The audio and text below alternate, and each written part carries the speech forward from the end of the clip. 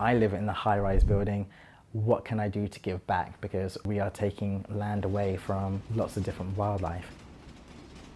In the space of 2 years, I've gone from moving in, buying one marigold, to now appearing at Chelsea. My name is Jason. I am the Cloud Gardener. I am an 18th floor balcony gardener.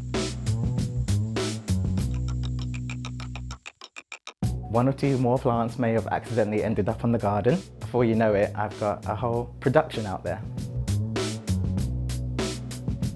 Being able to have such a big platform like Chelsea, in addition to my own social media, I'm really hoping that it's going to encourage more people who live in urban residences to use whatever small space they have. I have proven 100% that it can be done. We can all play our part in helping some of the most important creatures on our planet, insects.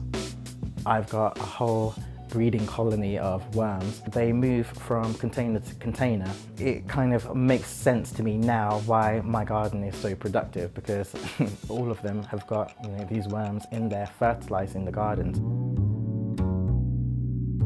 Nature reserves are great, but if wildlife can't get from one to the next, they become very isolated. Our green spaces, no matter how big or small, then start to play a huge role.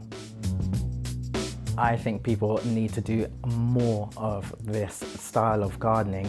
And for me, it doesn't even just have to be a balcony, it could be a small terrace.